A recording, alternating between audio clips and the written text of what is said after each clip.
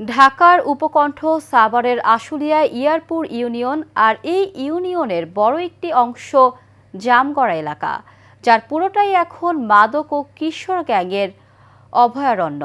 আর এই কিশোর গ্যাংয়ের তাণ্ডবে অতিষ্ঠ হয়ে উঠেছেন স্থানীয়রা। দিনের পর দিন অস্ত্রের মহড়া, গোলাগুলি, হামলা, ভাঙচুর, ছিনতাই হওয়ার ঘটনায় পুলিশ গুটি কয়েক অপরাধীকে গ্রেফতার করলেও ধরাছোঁয়ার বাইরে মূল অপরাধীরা। শাকিল শেখের ছবিতে মোহাম্মদ জহিরুল ইসলাম খান লিটনের রিপোর্ট, জানাচ্ছেন সোয়েব সাত্তার। সবাই পিছন থেকে হামলা করে আব্বুর টাকা পয়সা মানিব্যাগ নিয়ে যায় এবং মাথায় ধারালো দা দিয়ে মনে করেন আঘাত করে। দুই একটা দল আছে, এরাই একজন কোবাইতে আসে একজনকে, এর মধ্যে সাধারণ মানুষজন এই জামলার মধ্যে পড়ে যায়, সাধারণ মানুষের ক্ষয়ক্ষতি হচ্ছে। এরা হচ্ছে কি এই মারামারির কারণে দোকানদাররা ব্যবসা করে শান্তি পাইতে আসে না, সাধারণ মানুষের একটা ভোগান্তি। হুট করে এদিক থেকে আসে, হেলমেট পরে আসে, কোনো সমস্যা যদি করে কারোর সঙ্গে হুটঘাট করে চাপাটি দিয়ে কোনো কিছু দিয়ে মারিয়ে দিয়ে হোন্ডা নিয়ে আবার পালায়। যদিও পুলিশ বলছে প্রতিনিয়ত চলছে বিশেষ অভিযান, কিশোর গ্যাং দমনের তালিকা তৈরি করে নজরদারি বাড়ানো হয়েছে।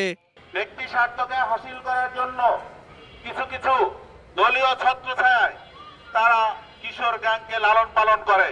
আমরা তাদের বিরুদ্ধে কঠোরতর হব। এই জামগড়াকে আমরা সন্ত্রাস মুক্ত করে ছাড়বো। আইডেন্টিফায়ার যে বিষয়গুলো আছে, এগুলো আইডেন্টিফায়ার চেষ্টাও আমরা সবসময় করে যাচ্ছি।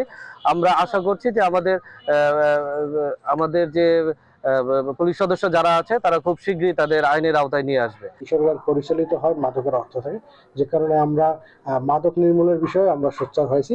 তো আমাদের বিভিন্ন অভিযান পরিচালনা হচ্ছে এবং আমরা এই বিষয়ে একটা পরিকল্পনা করেছি। আশা করি খুব দ্রুতই আমরা কিশোর গ্যাংয়ের হাত থেকে আশুলিয়া অঞ্চলকে রক্ষা করতে পারবো।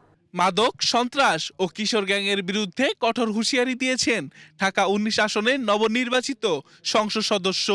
মাদককে শেল্টার দেওয়ার জন্য কিন্তু কিশোর গ্যাংকে তৈরি হয়েছে।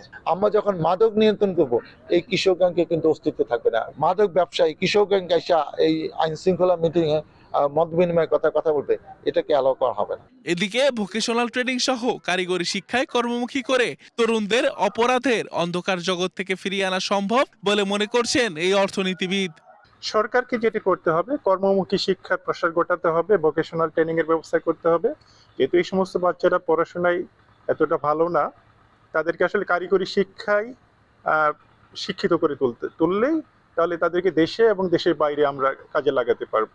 পরিবার, শিক্ষা প্রতিষ্ঠান ও প্রশাসনের সমন্বিত উদ্যোগই পারে বিপদগামী কিশোর তরুণদের সঠিক পথে ফিরিয়ে আনতে, এমনটাই মত সচেতন মহলের। আপনারা যারা এখনো এই সকল সন্ত্রাসী কর্মকাণ্ডে জড়িত আছেন কিংবা মাদকের সাথে জড়িত আছেন, তারা এখনো সময় আছে, ভালো হয়ে যান।